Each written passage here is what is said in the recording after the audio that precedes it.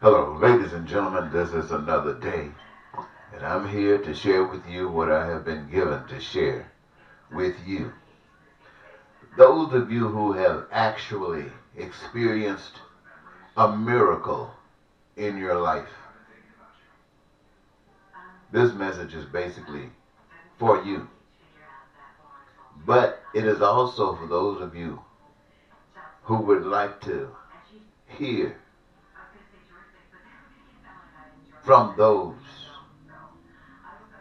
who have experienced miracles.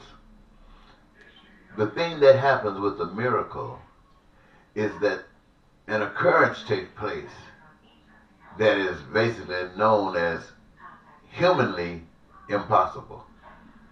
Something humans can't do. And it is essential. It is necessary. And it happens. You can't argue that. And since humans can't do it, something else did it. You can't see, you can't touch, you can't feel, but it was right on time.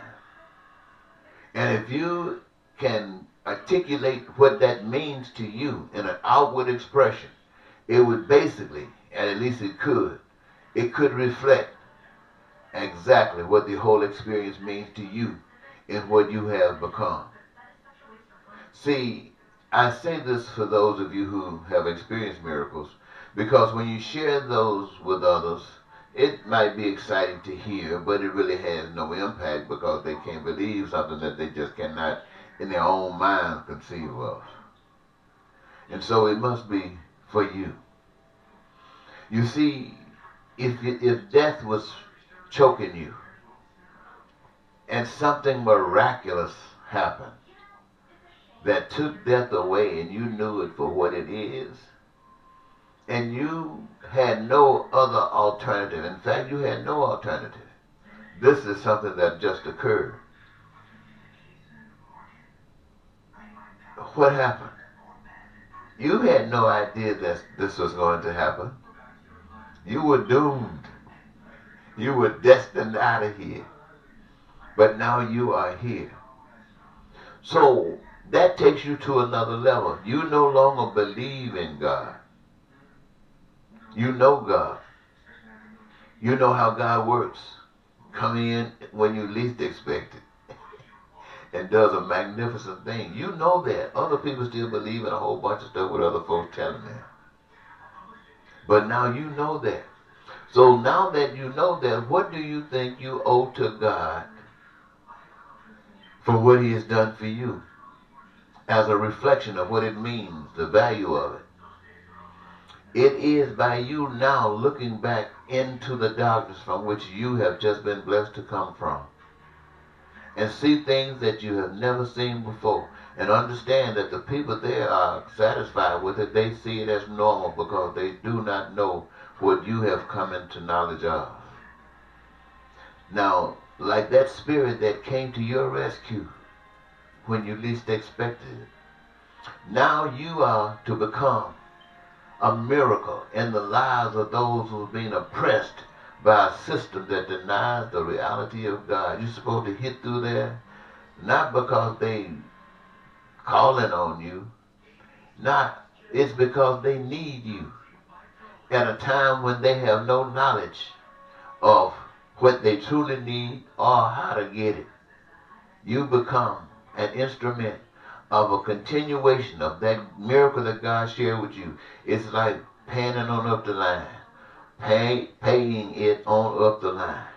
So you're looking and you're taking care of people just like you were taken care of. So yes, ladies and gentlemen, when I talk to you about representing God and God's way of life for those in America that wants to change their system of living and reflect something that they can be proud of because they play the role in it. Nobody's promising to give it to you. You decide that it is what you want. So I'm glad to be able to stand so that you who are in that line of spiritual growth can have something other than Trump to vote for. As he says, you can now have something godly. Now, what am I saying in essence? I'm saying in essence that this campaign is about changing the American way. All of our existence, we've had a bunch of ugly stuff attached to us. And we've never tried to really get it off our backs. We just tried to camouflage it and hide it. But now we're going to get it off our backs. And there's only one way we can get it off our backs, and that is to change from that which created it and establish something that is designed to create the best. And so this is what this is all about. Now, so that basically means I want all of America, because this is what God wants. The pain and suffering gone. Peace, prosperity, freedom, the joy of life, and the fulfillment of your dreams. This is what God is offering to the American people. So you can forget about politics. This is an offer that each of you must decide that you want, because you will have to play a role in its manifestation. Now, when you think about your foreign affairs, your government association with other governments of the world, you wonder perhaps how Trump would deal with it, and you see how he deals with it, and you would like to know at least what do I see as far as dealing with it. I see it like this, and you can state your case. Just as it is improper for some white people to be successful and others suffer, or some black people be successful and others suffer, and for somebody to come along and say, we can spread a little bit more benefit if you go with us. So you listen to that, and they spread maybe a few more inches of benefit in areas where those were suffering. Now, the suffering pool is not as big, but suffering nonetheless. So what have you done? You have justified suffering. You are saying that for the benefit of that which exists from those that's doing good back to that point, it's okay that the rest of them are losing. And that makes it no different as if you had said just a few benefit and everybody else suffering. It's the same identical thing. But if you didn't know that, you could not respond to that. I'm telling you that that is the very same thing. So if I say American people, or the people in this country, I mean all of them, every last one of them, from the babiest to the oldest one out here, and regardless of any kind of color and shape of hair. And if I say that for America, I would be just as much of a hypocrite as those of you who could accept some suffering in America. If I, through our association with other governments, could accept any suffering that we are aware of out there. And so our emphasis would be to make it smooth and as cool as it could possibly be out there as in here. So what are we talking about? We're talking about treating people right in America. We're talking about justice in America. We're talking about representing that, and because we're the people making that decision, we're going to act according to that. We'll act according to that because we know what we seek, we know what we want, and we know the path to follow now to get that. Because now we recognize that each of us are benefit from another power.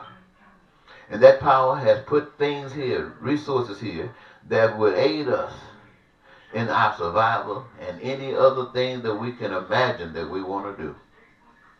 And he has also put within each of us a desire in some form or fashion of participation in that creative process. The doors are open. We engage ourselves in the careers of our own choosing. And as we engage ourselves in these careers, all of these careers, as you already know, are interconnected in most instances, so that we can create as much goods and services as the people is requiring.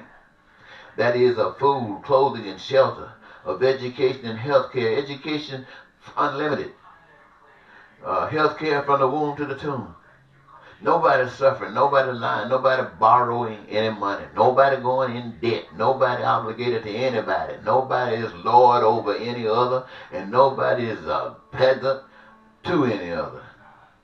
That's what I'm talking about, ladies and gentlemen, because that's what God talks about. That's what, like creating heaven on earth, that's what that is about. And so this is what this campaign represents. If you want to be a part of it, you know what to do. But it also represents that to the outside world. What is this thing about nuclear? Getting ready to protect ourselves. You ready to kill somebody. What the world is wrong with that picture? There's an absence of God. There's an absence of the God of love. The only thing that you have listened to is a God of destruction. That's why the hell that's happening in this country is happening in every country and all across the globe. And it is time it stopped. It stops because a knowledge of the true love of God is being expressed before you today. And the power for this thing to spread beyond is based upon you. God is not going to force this on you. I am presenting it to you. You pray for it, you say you want it, but you are obligated to another. But that obligation is only there because you are ignorant of the fact that you got the power to end it and direct it any way you want it to go. But now as far as getting over here in the light, you got to have a change of heart. You got to have a change of mind. You got to want to see things different. And then you can begin to see things different. And then you can walk toward the light. When you get in the light, you can look down the dark and see all kinds of problems that needs to be fixed. And now by the spirit of that love, that God that is in you, you go down there and fix it. We ain't fighting nobody. We are exposing that which is no good. We're telling why so everybody can understand how it got there. And then we're showing solutions that you, the people, must agree with, engage yourselves, and fix and create that which you say you most dearly want. Now that's beautiful to me for the country. That's beautiful to me for the world. It's beautiful to me coming from a spirit I can't see, can't touch, and can't feel, but call it God and not me, because I'm like you. I couldn't come up with anything any better than what you could come up. It might be I have a little bit more understanding for my people that are my shade, just like Trump. It could be this, it could be that. But there's one thing about it. If it comes from the power that is responsible for all existence, it's going to be fair. And everybody will know it because nobody will be complaining. Everybody will know it because nobody will be complaining. You get that? So I'm offering that as a alternative to what Trump says. You need to vote for nobody but him because he's the only one that can do it. No, there's a God that can do it. But a God needs you to show Trump and anybody like Trump that that game is over. You ain't playing it no more. You know where you come from, you know who you are, you know why you are, and you are about being that which you are. I want to thank you so very much, ladies and gentlemen, for giving me this your time. And I hope it helps you to make up your mind about what your future and what role you want to play in it. And for additional information about me and the campaign for which I now give voice to, go back and check out videos. I've been doing it for years, and the first video was talking about this kind of stuff. And years later, this last video, this one right here, is talking about that same kind of stuff. And it hasn't changed. Maybe it's clearer today than perhaps back in those days, because definitely in my spirit, it is much, much clearer. And I'm hoping that it is to you as well. Until next time, this is Eddie Marcus saying goodbye.